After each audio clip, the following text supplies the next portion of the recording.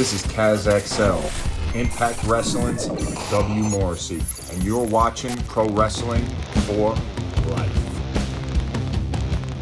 Welcome to another episode of Pro Wrestling for Life, everyone. I'm desperately trying not to do the same intro I do week after week after week. And it's so hard right now because, like, I want to spit out, hey, I'm 2 times. Anyways, whatever. That's fine, Sean. It's like a catchphrase at this point. I know, dude. It's making me, I just want to go, like, just vomit. All right. Hey, I'm Nick Hausman. That's right. This is my co-host, Nick Hausman. I'm not a 2-time Hall of Famer, though I am for the first time rocking the Pro Wrestling for Life shirt that's available in our Pro Wrestling T-shirt. Yeah. I guess I don't know. Maybe I should keep doing the intro like that, just in case, like, for new listeners and viewers, in case they just happen to be stumbling across the show. Yeah, not sure what they're watching. Right. But I mean, Jesus, everyone knows. All right. Well, I don't think that that's really the most important thing to be discussing right now. So whatever. I'm sorry. But it was on my mind, Nick. That's all right. Whatever. Well, we're gonna pick the mind of Sean X-Pac Waltman here today, as we do every week. Big show. Sean's gonna get a chance to pick the mind of Big Cazxl here. I think it's just Cazxl now. Me and Sean's discussion with Kaz. Later on in the show, we're going to welcome Ryan Satin from Out of Character over on Fox and WWE. He's got a great personal story, too, about Sean that I'm very excited for you all to hear. And, at the end of the show, we'll dive into a latest game show as we welcome Michael on to play a game heads up against you, Sean. Is Michael a new contestant, or is he returning? He is a new contestant. He is a patron. And this is going to be your first time going heads up against Michael, and I'm excited to roll out the game this week. I'll put it that way. Yeah, I can tell you're very excited about this. I'm in a great mood. I'm in a really, really, really good mood this week, in a great mood today. I'm excited to get to the show, so let's not dilly-dally here. Let's do a show. All right, news you can use, news that will leave a bruise. We will start with some unbruising news. Money in the Bank this past Sunday night. John Cena came back to confront Roman Reigns at the end. What'd you think of Money in the Bank? The fans, John Cena coming back. What are your impressions coming out of the show? It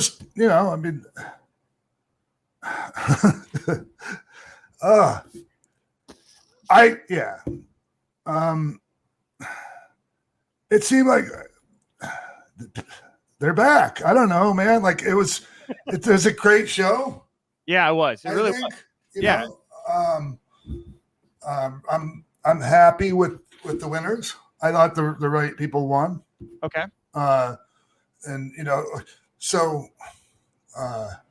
Really happy for Nikki Cross. Big E was the right person to win the men's. Yeah. So man. Yeah. I was happy for Big E, and I'm happy for Nikki, but I'm a little surprised by Nikki because it's such a new character. I don't really know quite what to make of this new superhero character. And then, of course, she only held the briefcase for like 24 hours. She cashed it in on Monday night, became the new Raw Women's Champion. Yeah. So I read in the comments. Unfortunately, every now and again, I'll actually read comments and, Twitter. Some people aren't a fan of the character, of the gimmick. But I just don't know. It's not that I'm not a fan of it. It just doesn't seem 3-dimensional yet. It's still very 2-dimensional to me, and that's why it's like I don't really know quite. Yeah, but they know Nikki Cross, and I think they know she's just playing a little cosplay or some shit. They already know Nikki. But she's different now, right? She's a superhero. Come on, Nick. She's a superhero that her. That's her alter ego. Nick, it's like Bruce Wayne and Batman. Is it? I don't know because we have only seen Nikki ASH. We haven't seen Nikki Cross and Nikki ASH like that. I don't know. I have questions about. I'm a fan of Nikki Cross. I'm a little in the smoke here about what's going on with Nikki ASH. I'm still not totally sold yet, to be honest. Okay. Yeah. Liv Morgan fans were disappointed. Yeah. But she's still on her journey. She's still on her quest. And if you're on the quest for the Holy Grail and you get it 2 days into your quest, it's Mm-hmm. Yeah. She needs to fight. She needs to fight for a little while longer. I said something very similar to a friend of mine where it was like, I don't want Liv to have Money in the Bank. I want Liv to win the Royal Rumble, because Money in the Bank, you can put it on a heel. They didn't put it on heels this year, but Money in the Bank is usually good. It helps define a heel. But a babyface Rumble win going in against her chasing whoever the top heel is at WrestleMania is a far more compelling storyline for me with Liv Morgan than Liv Morgan holding that Money in the Bank briefcase. Yeah, I agree. Yep. Yeah. So I get it. You want your favorite to win, and just trust me, it'll be a lot more satisfying when she finally does. Well, and the one I wanted to win was Naomi, just because I feel like Naomi's been through a rough spot here. I think it would have been really nice for the company to, give her a big moment there. And there's reports right now that she could be headed to SmackDown to team up with her husband and Roman and Jay, and maybe be a part of what they're doing at the Bloodline over there. Yeah. Yeah. So, I wasn't really thinking about Naomi, and probably would have been better if she won it, I think. But so maybe, I guess it's subject to a matter of opinion, if the right people won or not. But I was happy with the Nikki Cross win, but it might have been way better for Naomi Money in the Bank win. Yeah, well, art is subjective. Art is subjective. Well, they came out of Money in the Bank. There was that report, I believe, from WrestleVotes that said that WWE feels they can keep this momentum going. And man, we'll release this on Wednesday, but Raw was pretty divisive in my opinion. Some people were good, they're doing stuff, but then there was a lot of people that were the stuff I'm getting, I don't know if I like. And the thing that I think a lot of people are most divisive about is Kross's debut on Raw. What happened here with no Scarlett, loses to Jeff Hardy in 3 minutes on a roll up? What happened here, man? I don't know. You're asking the wrong person, Nick. What do you want to speculate? Do you think that this is, if you're trying to, I honestly hate to speculate even on that, because I don't know. Sometimes it's hard for me to be honest on here, Nick. I know it is. That's why I'm pushing you right now. What is going on right now? Look, I don't know, man. I don't get it, Nick. I don't get it. At least give him a fighting chance. Fuck. Yeah. Well, again, it's maybe they do something with him and Jeff, but this was the first impression that Kross made to millions of people, and the crowd seemed relatively flat. And I don't know how Hunter. Yeah, well, his entrance, it was the most lackluster. It was just the total opposite of his normal entrance. Yeah. Yeah, and no Scarlett. And again, when Jeff Hardy's music hit, I think everybody, including myself, was oh, they're gonna give Kross a chance to come out here, make an impression, get a meaningful win over a veteran like Jeff Hardy, and then afterwards, man, psych. Yeah, exactly. Yeah. Happy birthday. It's hard to come back, I feel like, after a moment like that. Now that the fans kind of see him in that light, it's gonna be rough. Here's my theory. There's this unwritten rule, you always have to do a job in your own hometown. I think you always have to do a job on your birthday as well. Okay. The last thing here, I wanted to bring up, Goldberg is back. Lashley, dominant at Money in the Bank. He should be writing checks to Kofi Kingston for years to come. Kofi made him look like $1 million on Sunday night at Money in the Bank. Yeah. Yeah, right? Yeah. Yeah, I don't have a lot to add to that. I know people tune in to hear me add to it, but I just, he got fucking destroyed. Well, hey, you know what? If him and look, I didn't mean to interrupt you just now, Nick, but I did anyways. The thing is, and I hate this because it's he's going to be fine. He's still going to be just as over next week on TV. And that's no excuse, Well, maybe it is, actually, if they need to build Bobby up. You know, if they can send Kofi out there to do it, and it doesn't hurt him, right? You know, it hurts his fans' feelings, but it doesn't hurt him as far as being over. You know, yeah. So it's a tough spot to be one of those guys that you go, oh, it's the curse of the good worker. You know. Yeah, for sure. Cesaro, I think, kind of falls into that like category. that. Yep. Yeah, same thing. Well, so then the next night, Lashley here. First of all, John Cena opened up Monday Night Raw, and I don't know how you felt about it, but I was a little miffed that Bobby Lashley, I mean, it's his show, he's the champion, but John Cena comes out, he starts the show, he calls out the guy from the other brand, like that I don't know. I was waiting. And then they fucking zoom in on Lashley's face just in time to see him go, fuck. So Lashley then, he does this open challenge. Keith Lee comes out. Fans very obviously kind of mixed on Keith Lee, similarly to Karrion Kross. This was his return. Only got a couple minutes before losing, to Bobby Lashley, and then Goldberg. Yeah, just know, like Keith Lee, like he's been gone. A lot of Keith Lee fans just wondering where he's been, and like they just stick him in that without like even announcing like he's returning. Or I thought the way that Keith Lee was tweeting, and all the teases and everything, that like when he came out to challenge Bobby Lashley, I was like, oh man, I think this guy might take this title right now. Like out of nowhere, like there's an organic kind of sympathy in with the fans. Could not have been more wrong, Sean. Just yeah. Really? You actually thought that? It was one of my most popular tweets last night. Huh. Like he came out and I was like, who else wants to see Keith Lee takes the title off Lashley right now? 200 retweets or whatever. Oh, sure. I know people want to see it, but like to think it was actually going to happen. Come on. Well, it was the first Raw in front of live fans. Lashley's been built up as such this great heel. Who's going to stop him? Yeah. Keith Lee seems like a believable kind of competitor, but they obviously didn't agree with me, Yeah. But then Goldberg comes out. He confronts Lashley, says he's next, and now it's going to be Goldberg, Lashley at SummerSlam. And the match is, I guess the match is made. Is it like who decided? I mean, hey, I haven't been around a while, but that next title shot's mine.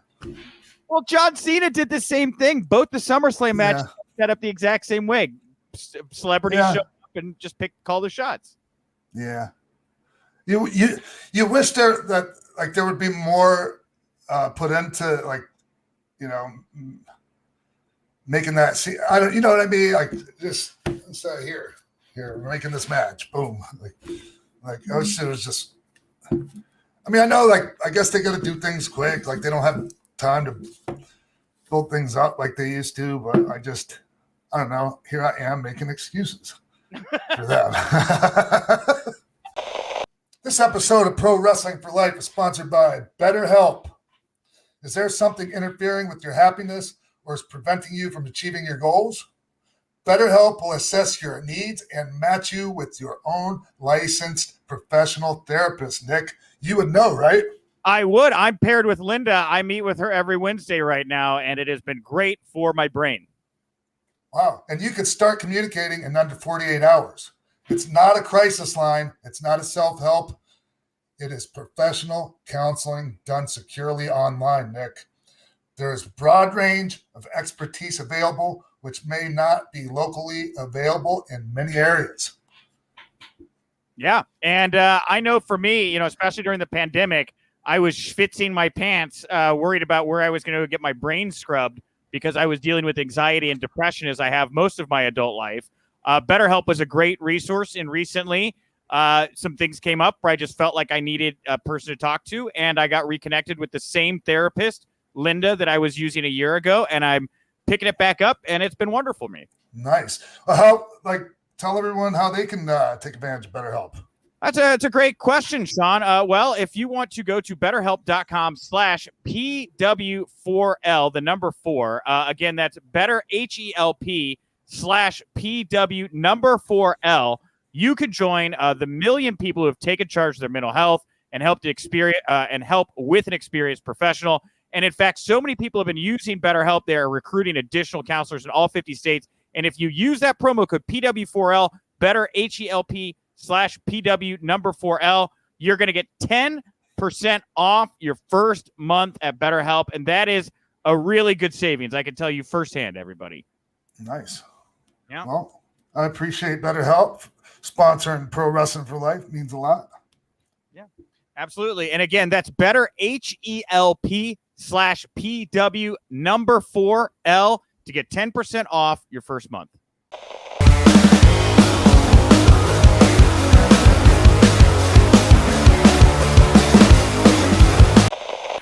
Welcome back to the show, everyone. Really happy to be joined by William Morrissey, a.k.a. Big Cazxl. What's up, man? What's going on, bro? How's life? It's great. And obviously life is great for you right now, huh? Yeah, I just got back from Nashville. We had a bunch of tapings with Impact. Just got back to Tampa yesterday. The sun is shining. Weather is good. Yeah. Life is great, man. Yeah. Hey, man, real quick, before I get into what's going on right now, I met you. It was still called FCW, right? Yeah. And you used to wear like the white beater tank top. Yeah. Yeah. Dude, you look so much different. When I met you back then to when you started teaming, like when I started seeing you team with Enzo, I almost didn't know it was you, man. Yeah. If you look back at when I first got to FCW, I had a crew cut, probably like a 2 all around, no facial hair, and I was really, really skinny. I mean, I look. You've always been a big dude, but yeah, you were thinner. Yeah. Yeah, I look like a completely different person. Yeah, but I could still tell it was you. But I was like, is that him? Yeah. I think it's him. Yeah, man. Way different. Yeah. Hey, look, I don't want to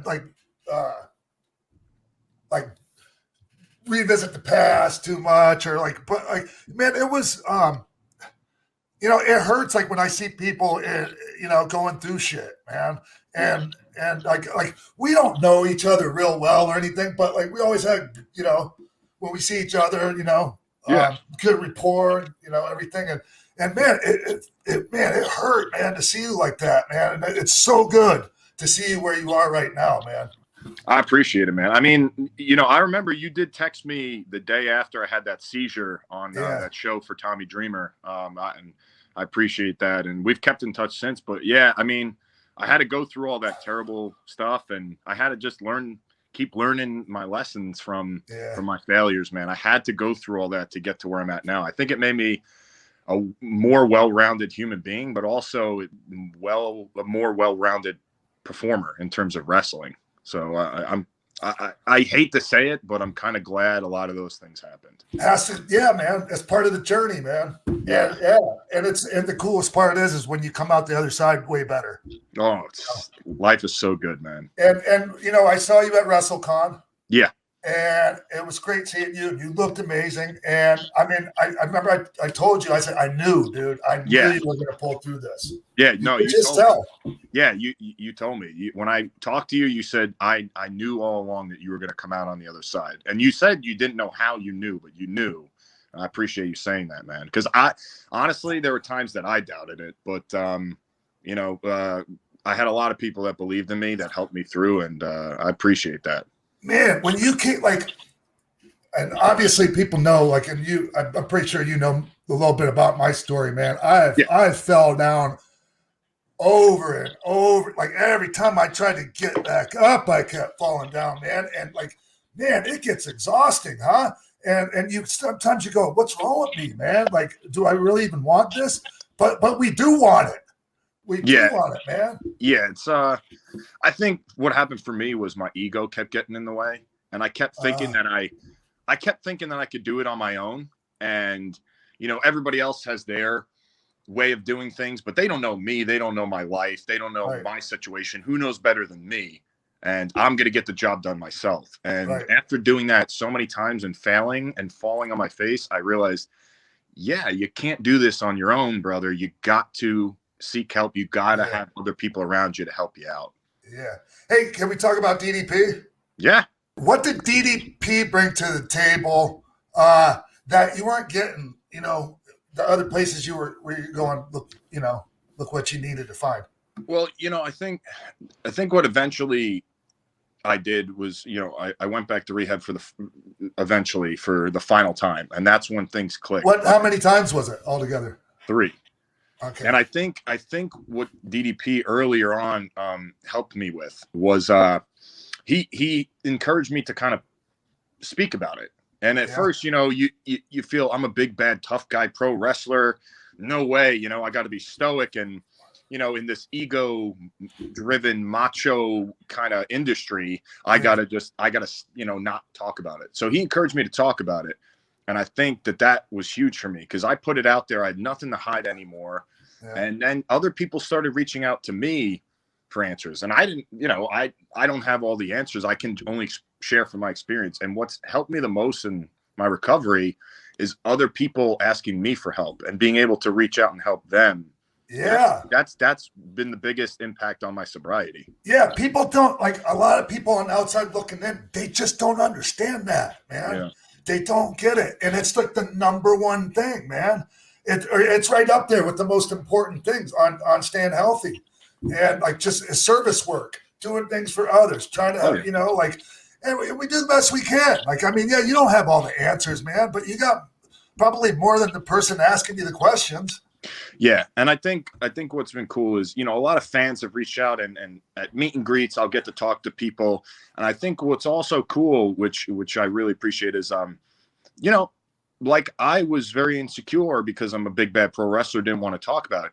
Yeah. You'd be surprised. There's a lot of people out there that have reached out that are in wrestling. And I totally get where they're coming from. So it's been quite a gift for me to be able to help them. And I don't have their answer. I just tell them what I did and see if that works for them. Right on.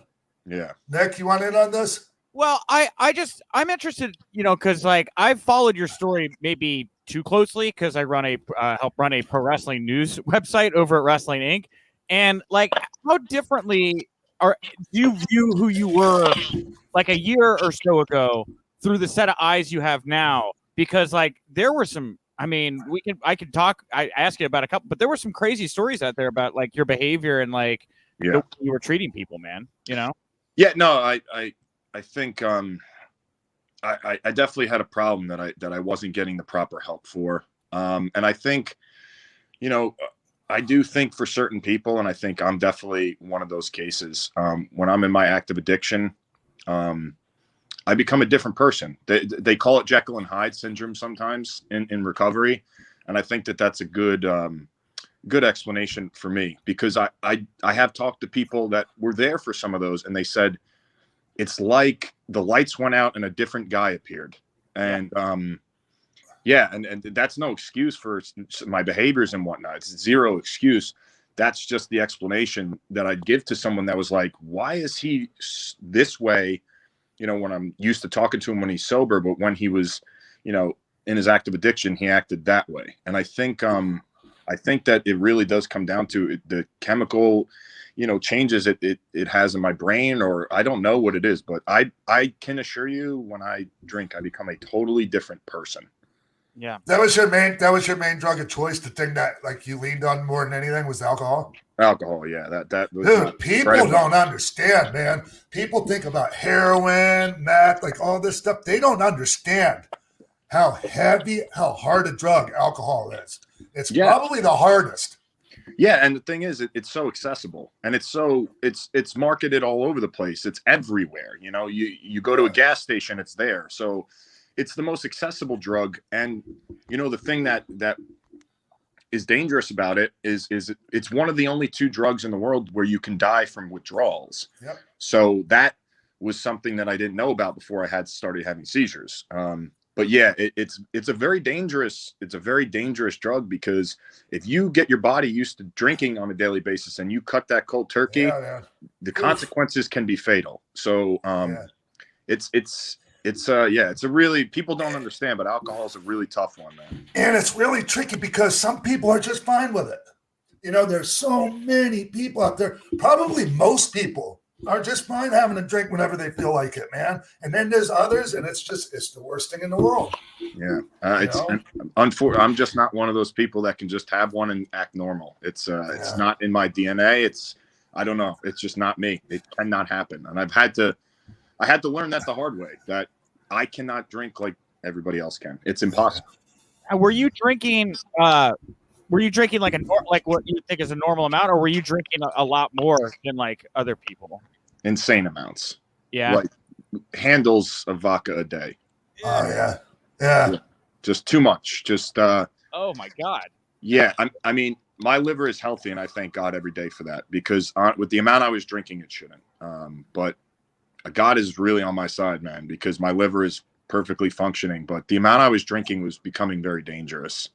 And it becomes even more dangerous when you start cutting it out, because then it's really tough. Yeah. It's very tricky, right? Like, that and benzos, man. Yep. Those are the two.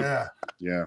Were you struggling at this level when you were still with WWE? Because I would find that to be very difficult to balance, like those two kinds of lives on top of each other. 100. I was battling it the whole time I was with WWE, and I thought the right thing to do was to not talk about it and to try and fix it on my own and to bury it deep down, because you don't want to talk about things like that, in such an environment. And that was my first mistake, because I could have easily said something and things would have turned out a little bit differently. I buried it deep down, and I put on a different face when I went to work, and I was very happy. And I thought I was a good actor at that point. I was acting very happy around people, but I was super miserable. I was drinking a ton, and I was in a really dark place. But when I went to work, it was put that game face on. And I wouldn't recommend anybody to do that. Sean, do you relate to that, Sean? I mean, having for sure. Yeah, because you can mouth, you can fool people for a while, man. You know, people won't even know you got an issue. Like, there's several people with different issues. Like I had no idea Perry Saturn was as bad off as he was during the time. Like, people just present well, and and you have no idea what's going on really. I could say this: there's no better workers in the world than pro wrestlers. Yeah, we are the best at covering that stuff up. The best. Hey, man, I gotta mention this though, just because. Hey, when you got fired for kicking the little guy. Yeah. Hey, there's an expression, right? Like, it's better to say sorry than ask for permission. Yeah. You can't ask for permission first, though. Yeah, I know. I remember. I remember you saying that after the news came out about that. That was again, man. That was just such a bad decision. It was a mistake, and I have to live with the consequences of that. I consciously made a terrible mistake that I thought or convinced myself was the right thing to do in the moment. And looking back, it was the stupidest thing I could have done in the moment. And I had to suffer the consequences for that. Man. The idea was I was a fan of the idea, though. I would have loved I don't blame you. I don't blame you for wanting to do it. Just a terrible mistake. Yeah. Wow. Yeah. Hey, man. So let's talk about Impact and what you got going on right now. Yeah, I'm with Impact now. Just wrestled Eddie Edwards on Saturday at Slammiversary, and beat him 1, 2, 3, and I'm looking forward to some more matches with Eddie Edwards, and I'm looking forward to the rest of my time with Impact, however long that may be. I don't know how long that will be. That's on them. That's on me. And but right now, I'm very happy being at Impact. They have great talent, great locker room. Everybody's awesome. Everybody's treated well. It's just a really great place to be, man. I really enjoy going to work when I fly to Nashville and I go to Impact. It's nice to hear, man. Yeah. It's just a really neat time in the industry in general, man. And you're in a really cool place right now. Like, honestly, man, you still have a bright future ahead of you. Yeah, I do deep down think I do. I'm only 33 years old, despite my Wikipedia saying I'm 34. It's not. I was born in 87.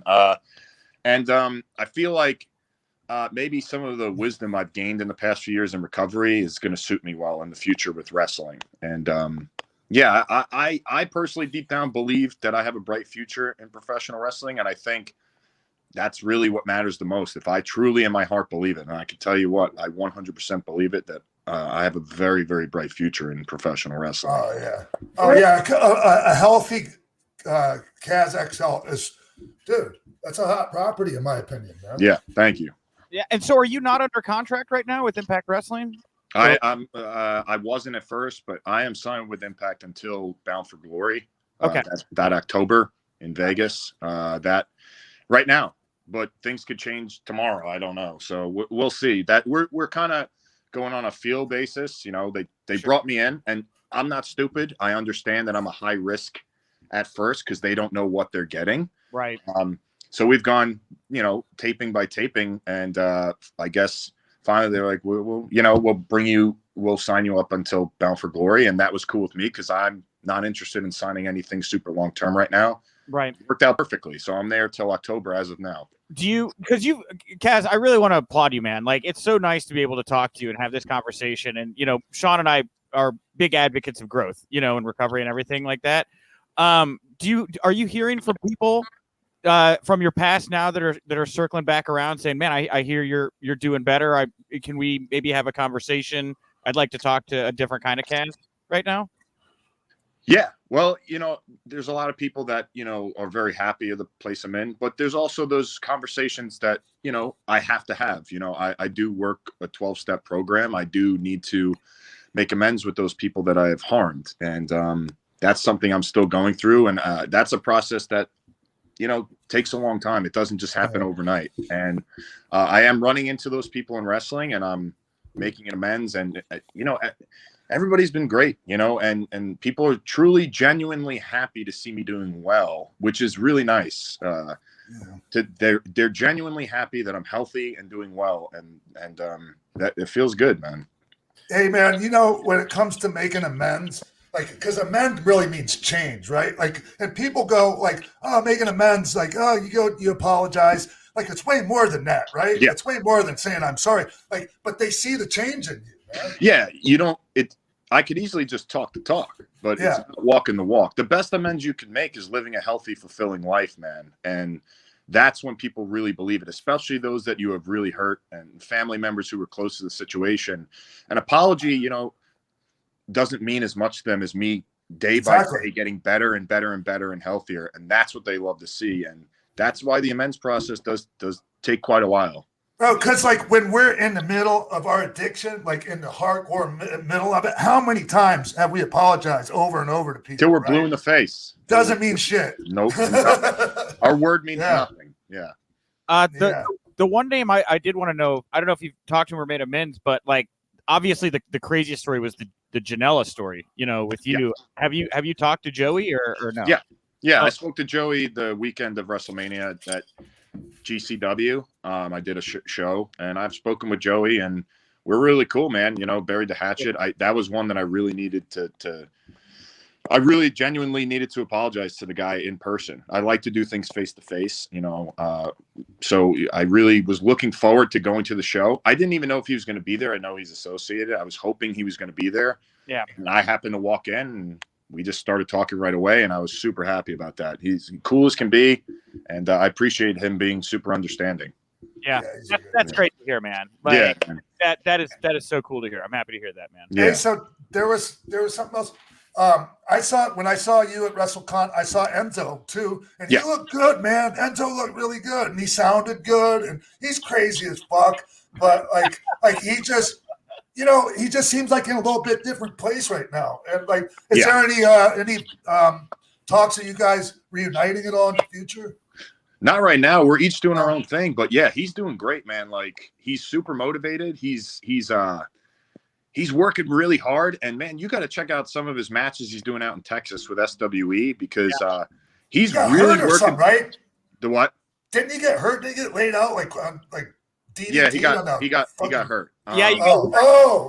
Fooled me. But he's had really great matches, and I think what really has lit a fire under him. Everyone knows he can talk. Everyone knows he's one of the best of all time. If you talking, he can captivate a crowd. There's no doubt about that. If anyone says differently, they're jealous or they're just delusional.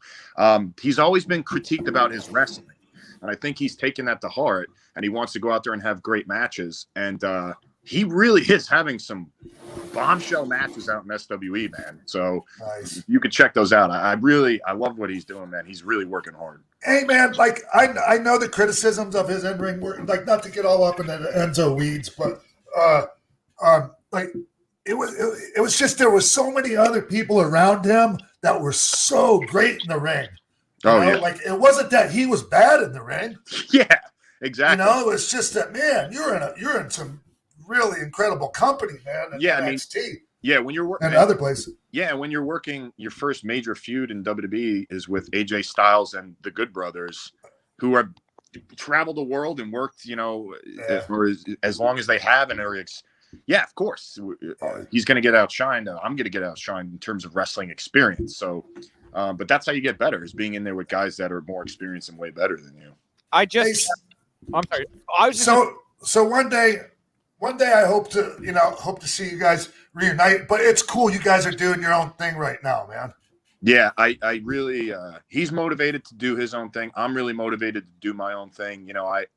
I would like to, be my own man, and I think I'm doing a really good job of that at Impact. Yeah. And I think something that personally I've been underrated at my entire career is promos. But if you look at what I'm doing at Impact, I have always known I'm a good promo. Dusty Rhodes knew I had a good promo. When I was in FCW and NXT, they knew that, and now it's time for the world to see that. So that's something that, I kind of have a chip on my shoulder when it comes to that, because I know I'm good, and the world needs to see it. Yeah.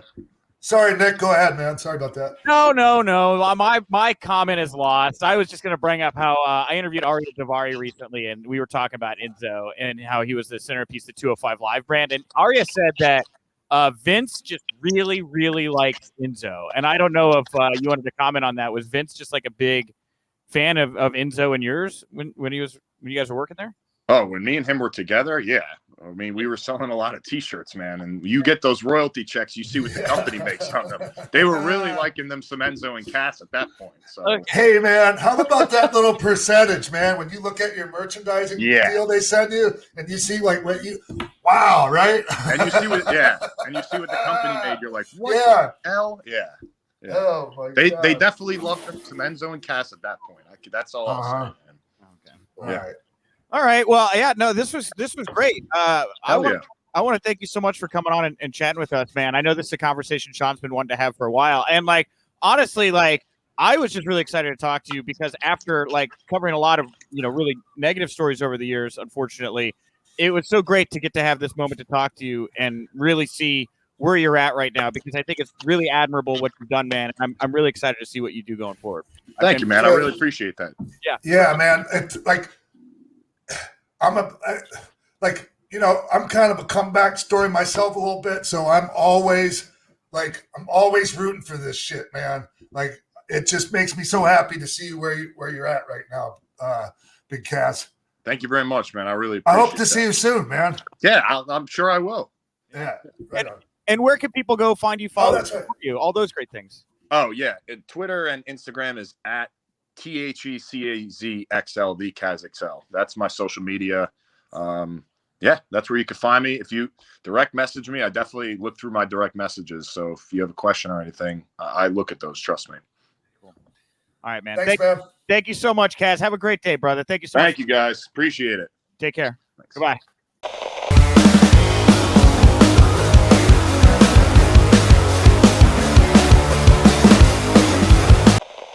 Welcome back to the show, everyone. Joining us right now, he's the host of Out of Character, and he's done all kinds of other things as well. I met him when he was still with TMZ. Ladies and gentlemen, welcome to the show, Ryan Satin. What's up, Ryan?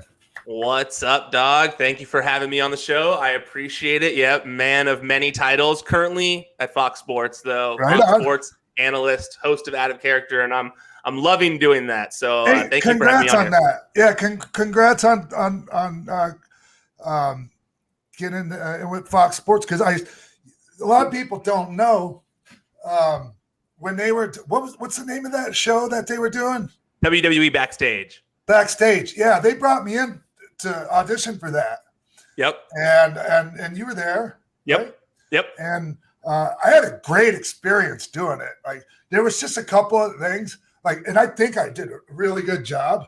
By the way, it's just there were a couple little things that I think just made them like, you know.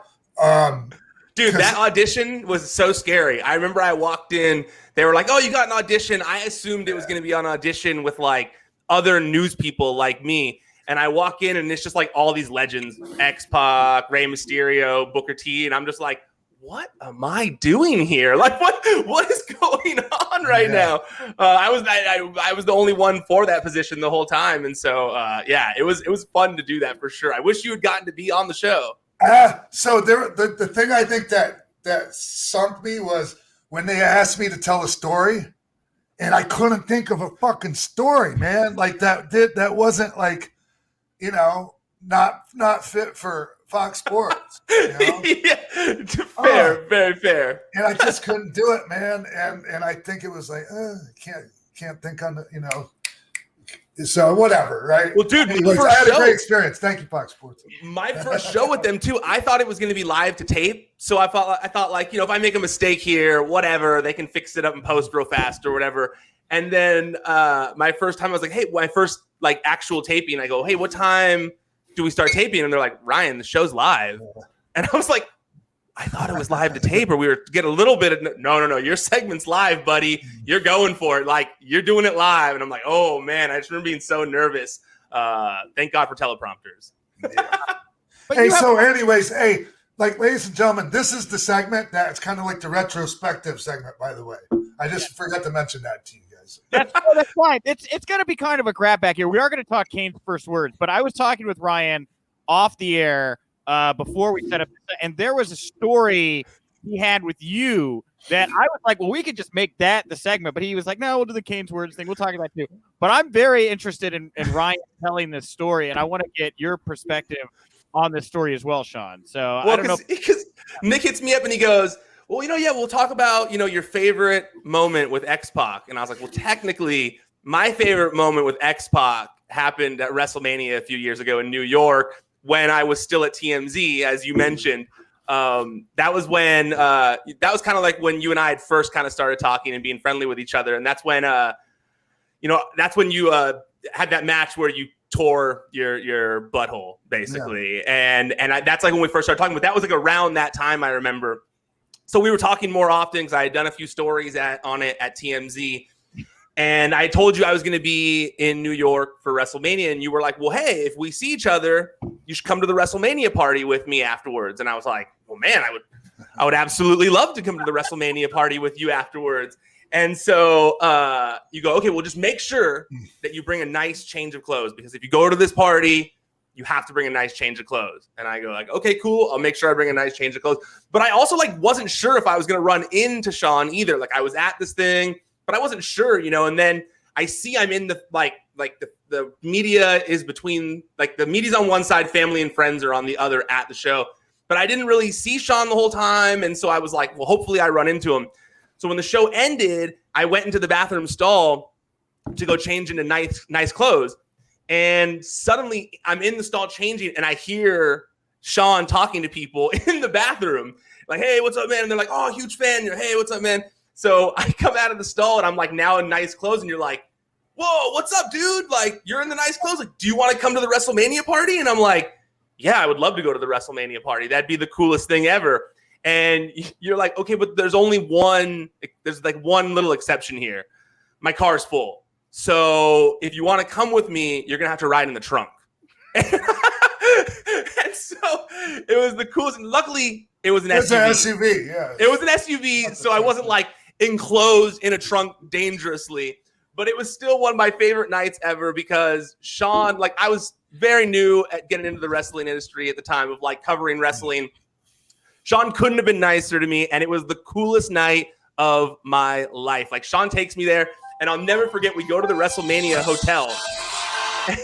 We go to the WrestleMania hotel, and you know how like at the WrestleMania hotel, there's all the fans outside? Like they're all like lined outside the building. They're all trying to get autographs, pictures, whatever.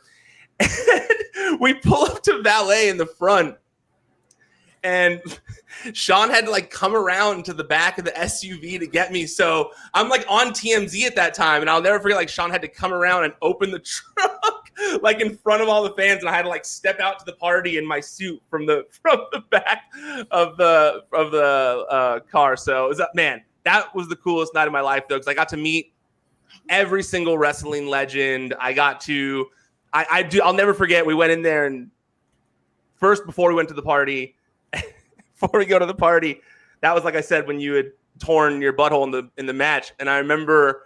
It was still fresh injury, yeah. Very fresh, yeah, very fresh. And you had been obviously like around people all night. You know, you'd been like around business professional people all night, and it was just like me, you, and one other person. I'll never forget, like you going.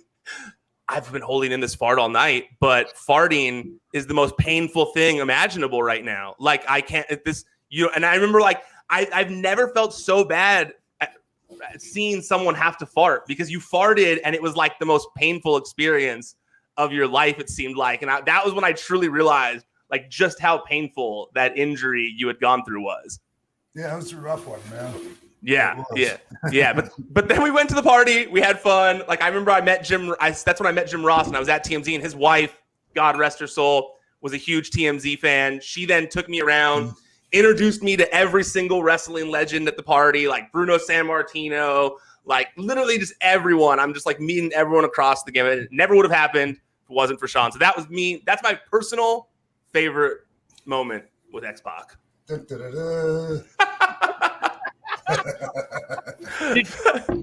you remember this story before Ryan retold it to you, Sean? Oh, I don't know. Yeah, of course. Okay. Yeah. It was a fun night. Yeah, sure. It was a fun night for sure. I was sold from the moment Ryan was like, Sean put me in his trunk and snuck me into the Mania party. I was like, well, we're definitely talking about that. That's like an amazing story. So I feel like any wrestling fan hearing that would like, that's a cool night right there.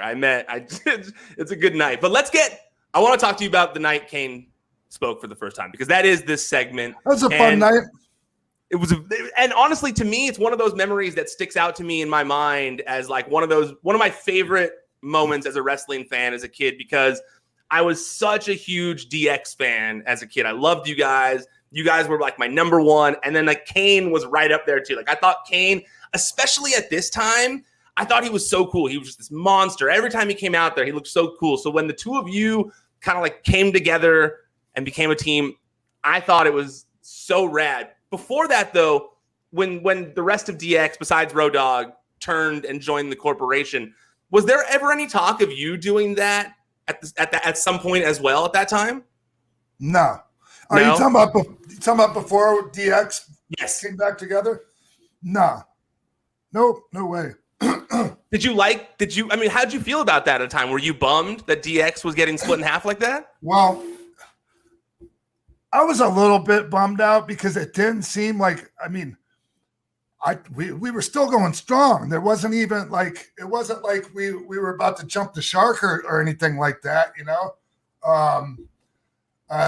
But I remember Road Dogg was really upset because look, we were getting some big fucking fat quarterly merchandising checks, you know, being a DX. And I just think that it was like, well, you know, this is going to really affect our money or whatever. But like, I wasn't really looking at it like that. And my best year was after that DX breakup. Like, weird. That's crazy. That year with Kane was probably my best year. Yeah. And I just we weren't. When I knew we were breaking up, I didn't know I was going to be in a team with Kane yet.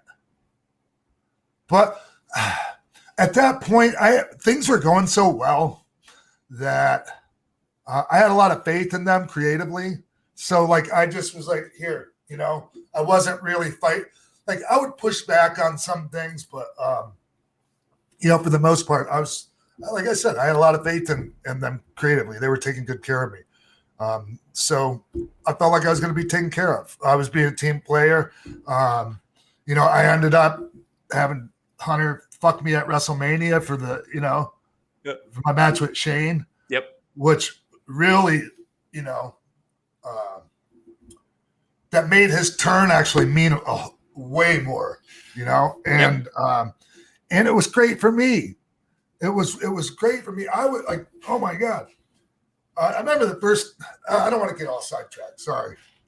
No, it's okay. I'm interested in this. It's okay. We got time, right? I mean, yeah, we have time. Yeah. Yeah. So, but yeah, like my reactions coming out after that were way I was getting good reactions regardless. Like at that time, like I was pretty over as a babyface, but way more after Hunter screwed me. Well, you know, and then yeah, go ahead. Sorry. Well, I was going to say, I was actually amazed because you mentioned how you guys were still hot at the time. You know, it wasn't like you had jumped the shark or anything like that.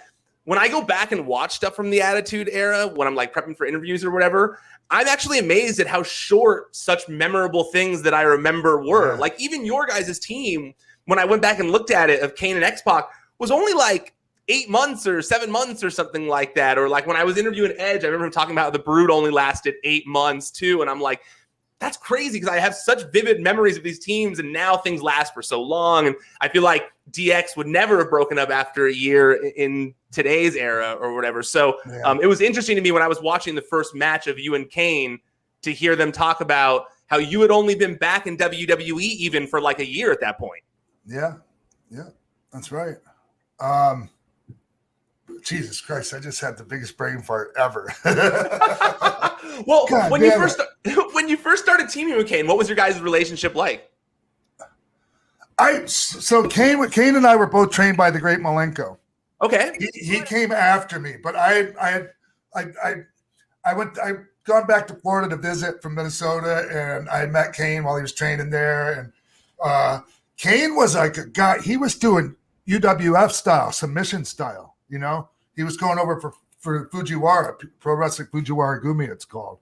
It was one of the offshoots of UWF. And that, but so and even when I met him for the first time at the camp or at Malenko's school, like, man, I was like, Jesus, this guy looks, you know, kind of reminds me of Sid Vicious a little bit, right? Yeah. You know, just he's a big dude, like, you know, especially I was like, and I was thinking way back then, like, oh, well, he's getting trained by Malenko. He's going to be really good, you know? And eventually, yep, he was. Yeah, I feel like that period of time also really humanized Kane, too, and really kind of like made him feel like someone that people could relate with. He got a girlfriend. He finally started talking with you. Do you know if he was happy at all about those changes at the time, though? Because his character was so over. And like you said, with DX, you know, you hadn't jumped the shark yet. Did he want to kind of humanize that character at the time? I don't know, Ryan. But I think he was just like me. He had a lot of faith in creative, and, you know, he was just, you know, going with things. And I'll be honest, man, I thought it was going to be good or whatever. I didn't realize like how good the whole thing was going to be, like just how well we were going to mesh and just the chemistry and and all of that. And excuse me. And Glenn he seemed to be really happy with everything, you know. And I always did my best. I really looked out for him creatively. Like if there was ever any, and I talk about this many times, but if there was ever any suggestion, you know, that they wanted Kane to do something that just wasn't something Kane would do, like, or, you know, make him look weak or whatever, I was ready to go to war over it, you know, even more so than for myself. But yeah, no, it was, he talks about it, man. It gave him them extra, you know, layers and just more three-dimensional, character, and just something that, you know, people can, you know, you can earn more emotional equity from the people, you know, when you have that. So it was time, man. It was really time for him. It was, absolutely. And I interviewed him back in, I think it was November, and he had talked about how teaming with you was so vital to the character. Young fan Ryan Satin, though, I remember at the time I was one of those people on the internet when it was still message boards that was like, oh, we got to see Kane in the green outfit. And when I asked him about it, he was like, oh no, I really think that would have hurt the character. Is that one of those things that you would have gone to bat for, you think?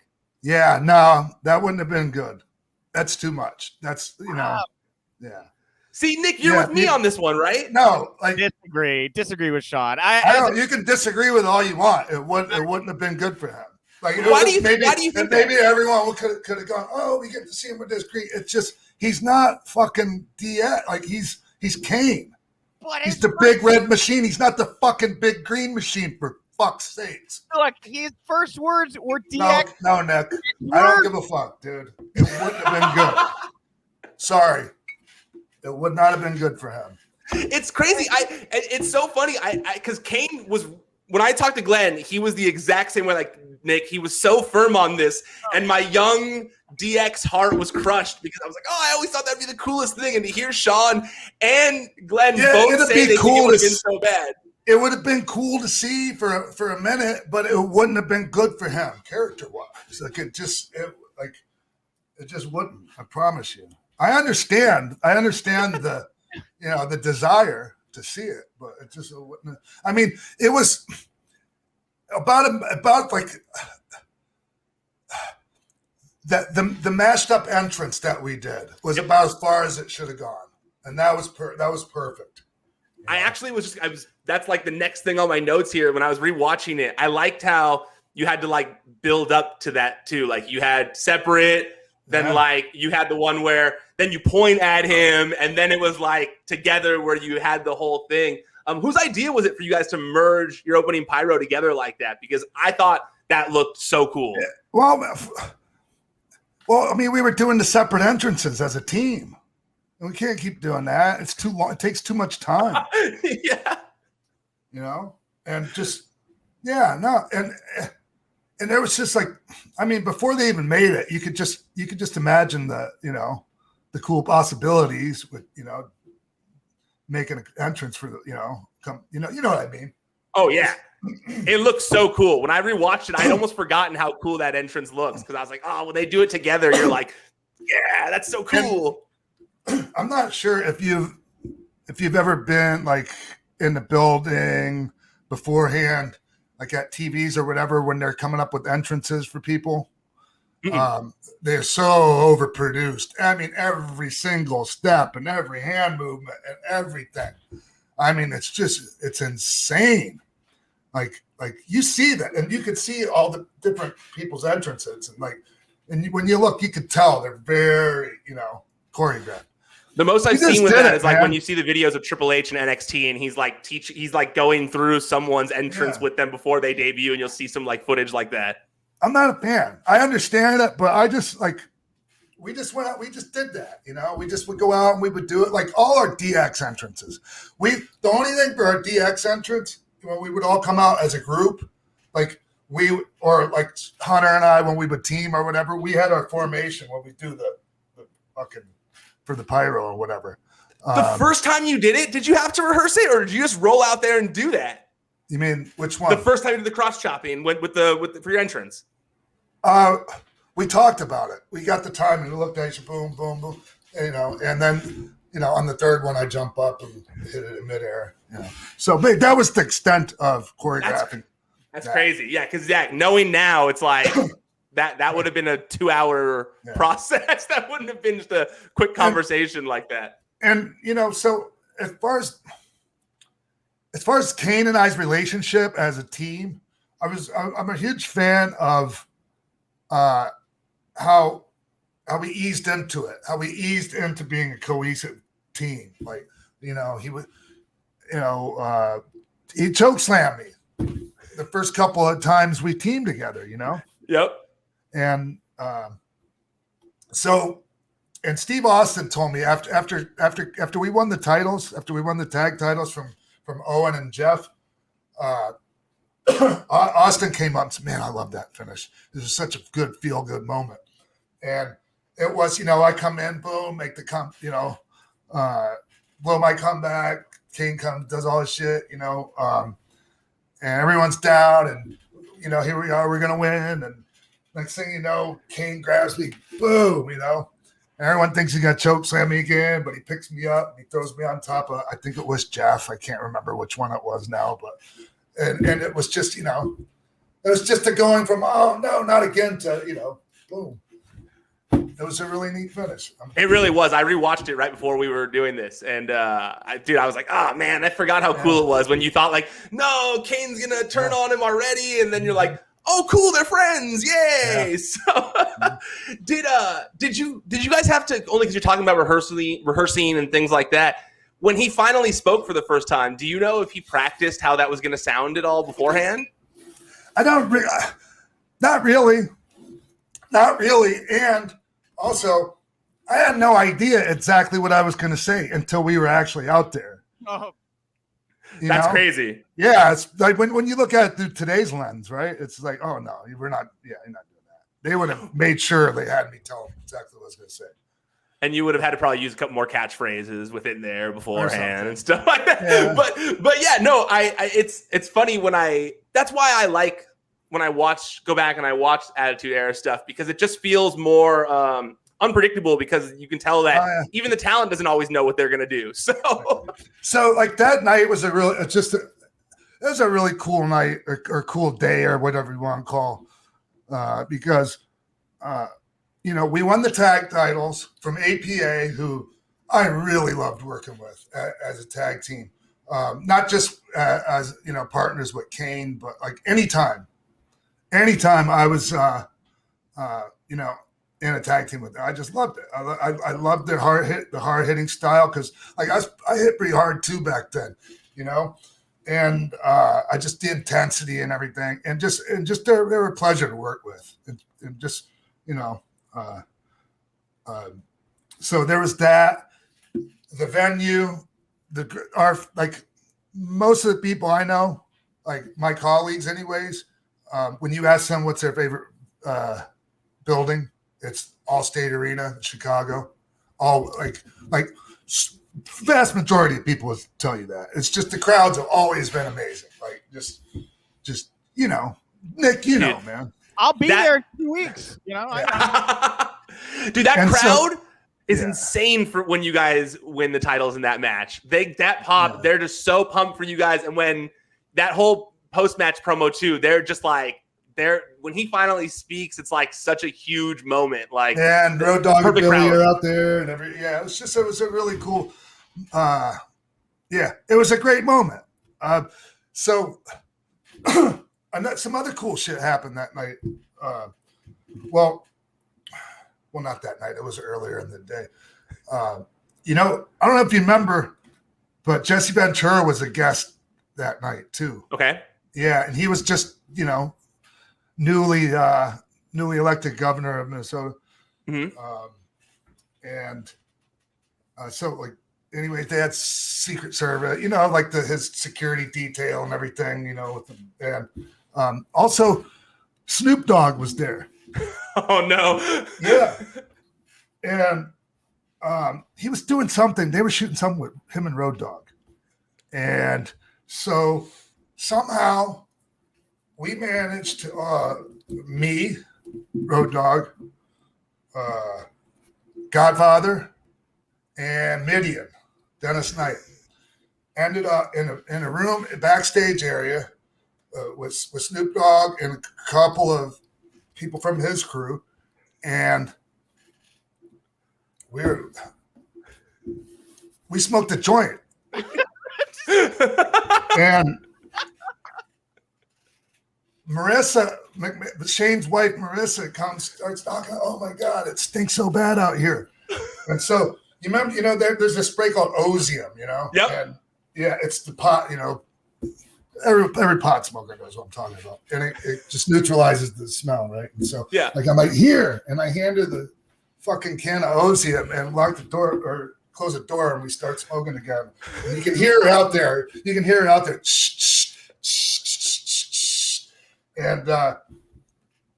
And so we're finished up, and just as we're finished up, Jesse arrives with the security detail, and he comes walking through the back, and he goes, "Smells good." Starts laughing. And anyways, nothing was ever said of it. Like it was. We went out and won the tag titles later and got Kane to tell everyone to suck it and a voice box gimmick. I love that. It was a good night. I love that this segment started with me telling my favorite memory of X-Pac getting to like go to the WrestleMania party with him in the trunk, and we're gonna close with that awesome story from X-Pac where he got to hang with Snoop Dogg and The Godfather before this match. That's great. Look, it wasn't like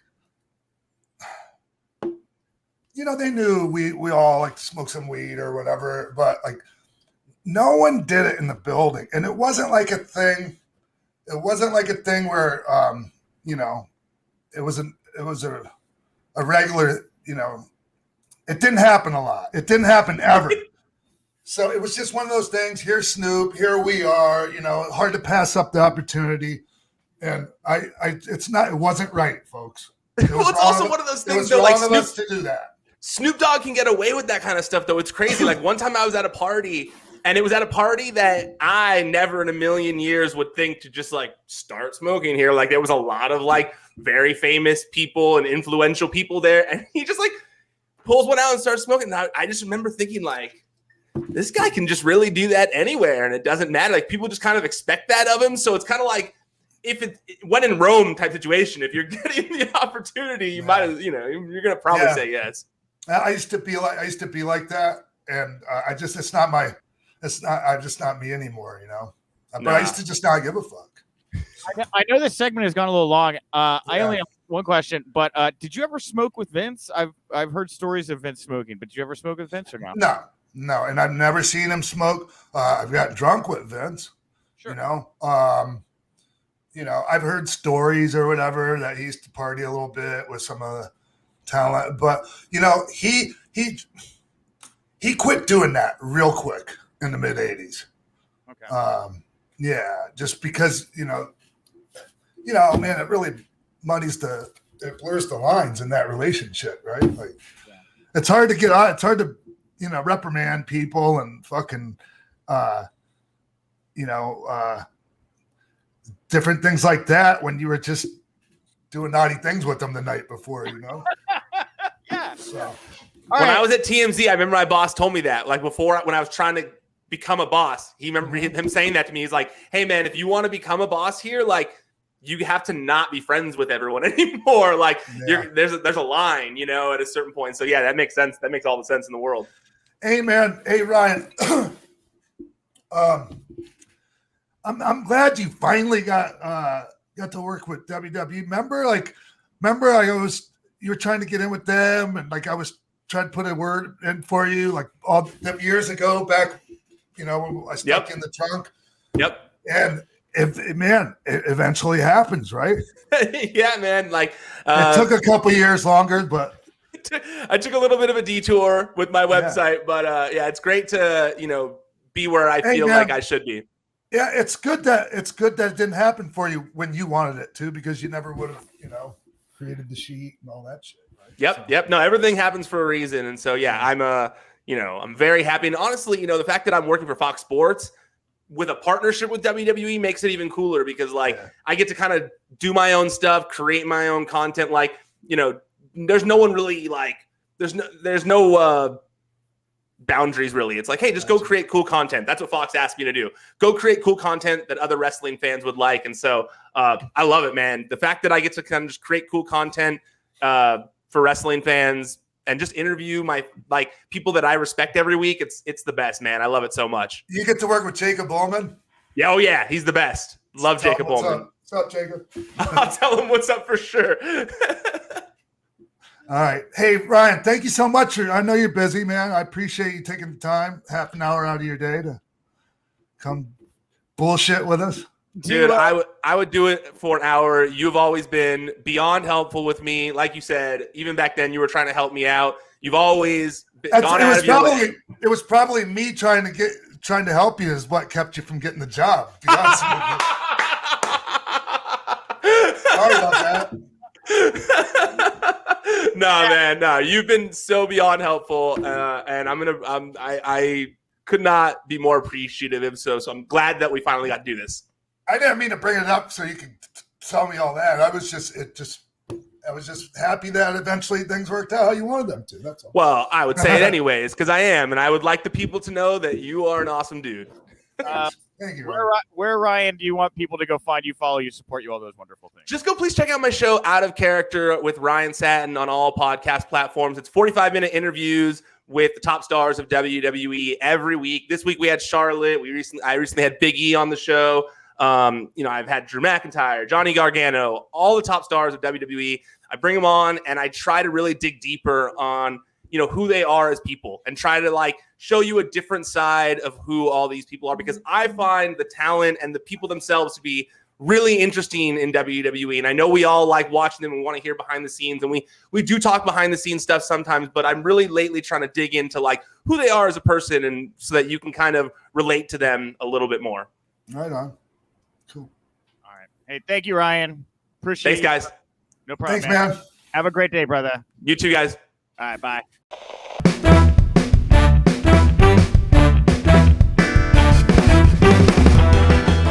Welcome back to the game show portion of Pro Wrestling for Life. It is me, your host of the game show, Nick Hausman. And at this time, I'm going to be bringing to the show the man who once a week takes on one of the loyal Pro Wrestling for Life patrons in a game that I come up with. It is two-time WWE Hall of Famer, Sean X-Pac Waltman. Sean, welcome back to the game show. Hey, Nick. Well, Sean, I blew it up top. We have a returning contestant today on the show. You faced him once before. He comes to us from Israel. It is our good friend, Michael. Michael, welcome back to Pro Wrestling for Life. How you doing? Good. Michael, what's up, man?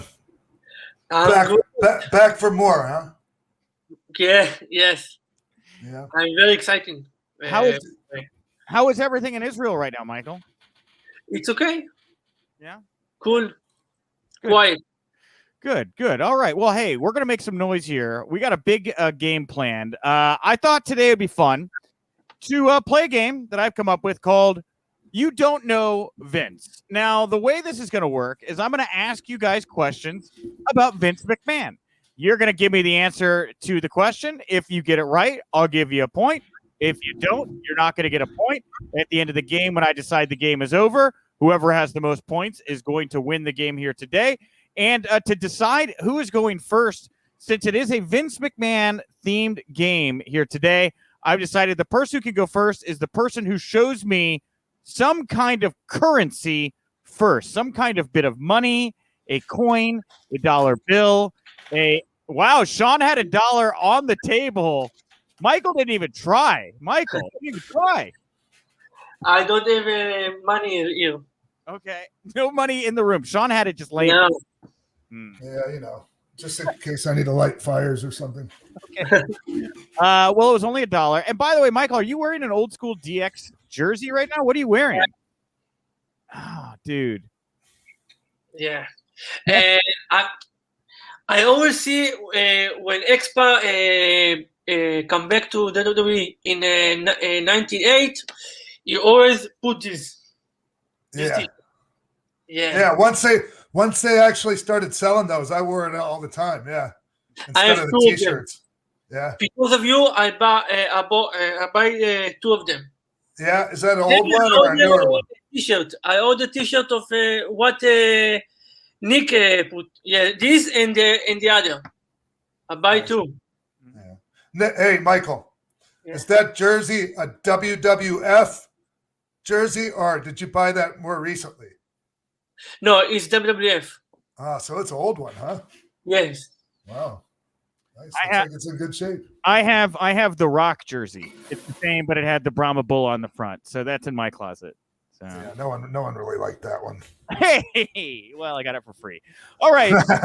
Here's the game. Here is the game today. So the game, Sean, you're going to start off. You don't know Vince first, and this is your longtime employer. So we're going to find out how well you know Vince here. The first question, Sean, true or false? Vince McMahon was born in Charlotte, North Carolina. True or false? Are you asking me? Yes. True. No, he was born in Pinehurst, North Carolina.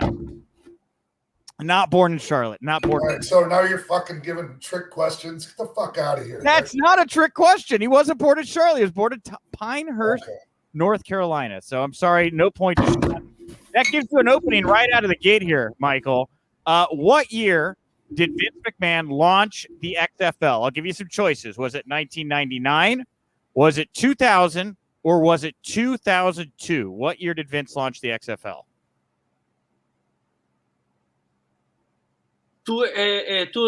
Two.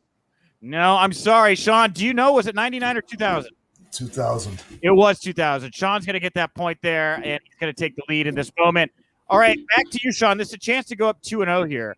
What is the name of Vince McMahon's brother? Is it Charles, William, or Roderick? Rod. It is Roderick. Yes, that is correct. He passed away. He was a really nice man. I didn't know. I didn't really know he had a brother until he had passed away. He was really nice. You met him? Very, very cool. Yeah. Yeah. Last time I saw him was at Paul's 50th birthday party up in Meredith, New Hampshire. Oh, man. Wow. Yeah. Okay. Well, Roderick, that gives you 2-0 here. Michael, time to start that climb back to the top. Now, which of these causes has Vince McMahon and WWE supported since 1986? 1986. Is it the Special Olympics? Is it the Be a Star campaign? Or is it the Susan G. Komen Foundation? Wow. I know. You want me to read back the choices? Yes. Okay, all right. Is it, and this is now, Vince McMahon and WWE supported this cause since 1986. Is it the Special Olympics, Be a Star, or Susan G. Komen Foundation? Susie. I'm sorry, Sean, another chance here. Which of these two left, Special Olympics or Be a Star, have they been doing since 1986? Special Olympics. That is correct. Sean is taking. Yeah. Yeah, there's a one. So, there's a story that goes with that. Tell it. Special Olympics. Tell it. After I came to work there, I was 1, 2, 3 kid. It was the Special Olympics were in New Haven, Connecticut. Okay. And so, this was a time when we were going through the, steroid trial, all that shit. And just, we weren't on, I don't know. It's just not like it is now. Right. WWF they flew all of us, like damn near the whole roster, all the big names, Luger, everyone, in for the Special Olympics in New Haven. And oh my God, it was so fucking hot. But all the contestants, all the Olympians, the Special Olympians, they were so happy to see us. Yeah. Oh my God, it was so great. They were happier to see us than anybody. Yeah. Than anybody else there. But and WWF paid $250,000 to be a part of this, and they treated us like fucking stepchildren. Like oh my God, I have never felt more unwelcomed at something in my entire life. Now that's not the case now. It's a whole different story now, but back then, oh my God, it was like oh God, we got to deal with these people. That's the feeling that we got. But the participants were very excited to meet you guys. Oh my God, that was the thing that made it worth it. Otherwise, it was just like, what the fuck are we doing here? If they don't even want us here. So, sorry, Michael, real quick. Have you been to several Special Olympics, or that was the only one I was ever at? Okay. But it's just it's way different now. Like it just, I mean, I kind of get it, but what were we even doing there then?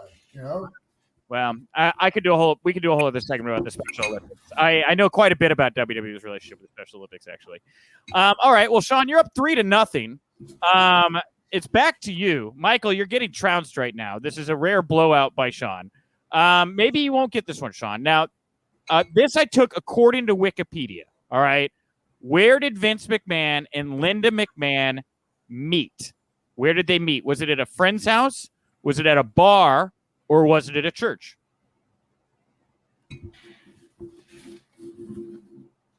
Friend's house. Well, it was Sean's turn. Sean, I guess, or no? I'll say this: Michael's not right. It was not a friend's house. It was at a bar. It was not. You're both wrong. They met at church, according to Wikipedia. Yeah, but that's not true. That's not true? No, Wikipedia, Nick. No, I'm kidding. I don't know. That's what it says. So cite me if I'm wrong. I'm wrong. Okay. All right. Back to Michael. Michael, you're down 3-0 here. It's not my day. It's not my day. All right. True or false? Vince McMahon voiced himself in the 2014 movie Scooby-Doo, Don't Mess with the Undertaker. False. That is false. The movie was called Scooby-Doo WrestleMania Mystery. All right, Sean, if you get this right, I think we're going to call it here because you're up 3-1 right now. Let's see if you can get this one. What was the name of Vince McMahon's short-lived WWE cartoon in 2006? Was it Assy McMahon, Vince McMahon and his ass, or Vince and his ass, or Kiss My Ass, the trials and tribulations of Vince McMahon's ass? Do you want me to read them back to you? Talking to me or Michael? You. I'm asking you. I have no idea. I never heard anything like that. You didn't. You don't want to take a guess? Assy McGee, Vince and his ass, or Kiss My Ass, the trials and tribulations of Vince McMahon's ass? They all sound fucking ridiculous. Kind of the point. You don't want to pick one over the other? You want me to just let Michael choose? The third one. You're wrong. All right, Michael, was it Assy McMahon or Vince and his ass? The last one. The what? The last one. That is actually correct. That is right. Vince and his ass. He was actually sued by the people who did the Assy McGee cartoon. If you want to go back and check it out, Sean, there was like 2 episodes. It's a cartoon about Vince and his ass had arms and would do things like play the drums and drive cars, and it was a cartoon about Vince's butt. It's a real thing that exists, if you would like to go down that rabbit hole. All right, Michael, I'll give you a chance here to tie this up, which is how it ended last time, okay? Okay. How many weeks did Vince McMahon's $1 Million Mania last? Was it 1, 3, or 5 weeks? How many weeks did Vince McMahon's $1 Million Mania last?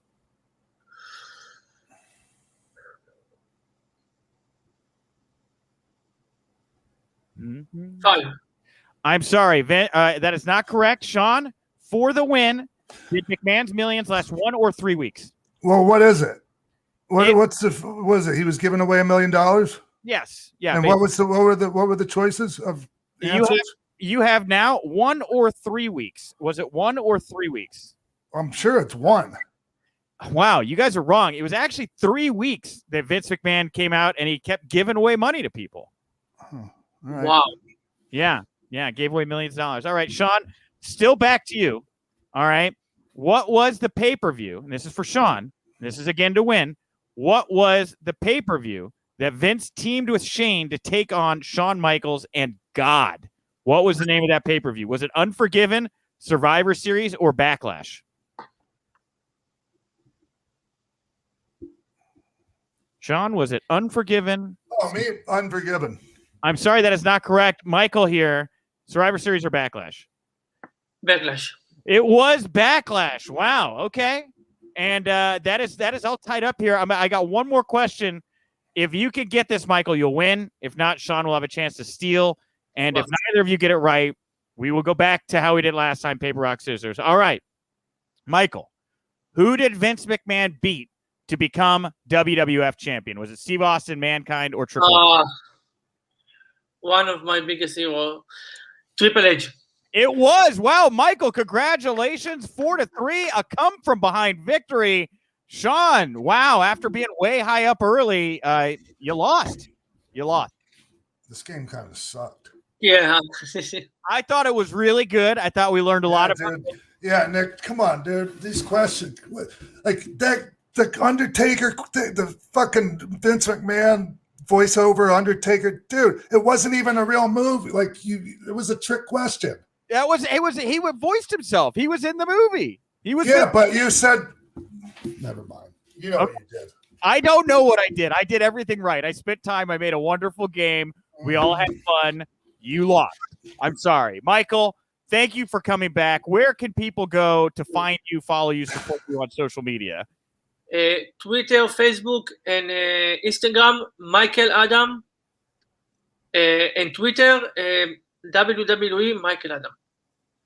Cool. We'll wrap it there. Thank you. I'm happy to be here again. Thank you, Michael. It's good talking to you. Good seeing you again. Thank you, too. Hey, I'll talk to you soon. Thank you. Thank you, Michael. Goodbye. Bye. All right, everyone. That's it for another edition of Pro Wrestling for Life. Want to thank Big Cass. Want to thank Ryan Satin. Want to thank Mike for coming on, playing me in a game. Yep. Anybody else I'm missing here? Nicholas? No, you got it all. The only thing I want to plug is, again, I'm rocking it for the first time here on the show. This is the official Pro Wrestling for Life AC/DC 123 Kid inspired t-shirt. It's over at prowrestlingtees.com/ProWrest4Life. Go buy a shirt. I love this shirt. This is me, in the shirt. I'm walking around. It's great. Get compliments on the shirt. It's wonderful. Yeah, I was wearing it earlier yesterday. Take a photo, put it online, put it on social media. Yeah. Sean's really bad about asking people to do things or promoting himself. It's really quite the dichotomy working. Yeah, it's hard. Okay. It's hard, man. It's hard to go, hey, come, My hardest days with you, Sean, are way easier than others I've worked with. I'll put it that way. Well, I'm glad to hear that. It's just, man, I don't know. Hey, come buy this shirt. Come buy, come join Patreon. It's just, I don't know, man. I hate that. I hate feeling guilty about shit like that. Oh, what do you think Cardona's do? What do you think Dan? I know, man. I know. Dan Hausman wakes up. I think Dan Hausman's promoting his Patreon in his sleep most of the time. Yeah. So yeah, hustlers. Yeah. Yeah. Well, I'm grateful to everyone, like all the patrons. Like it means a lot, and I am reading the Discord now, you guys. Yeah, Sean's on the Discord, and last plug here in the outro. Sean hooked me up with this guy, Roy Lucier. Did I get that right? Lucier? Yeah. Okay. He's got this archive of 17,000 hard to find matches, a handheld. House show tapes, DVDs, Blu-rays. He was walking me all through it on the phone yesterday. And so what we're going to start doing now more frequently on the Patreon is we're going to do more watch-alongs, but these are going to be curated watch-alongs. These are going to be matches that Sean himself actually wants to watch that are very hard to find if you can't find them at all. Yeah. So, Hey, so the one that we're going to do, myself and Fatu versus Shawn Michaels and Diesel. Yeah, it was talked about, and when Jacob Fatu was on the show. Oh, I thought so. I didn't know if that was the same thing coming around. It was either talked about on the show or we were talking about it when we weren't recording. But I remember we were discussing it. Okay. Yeah.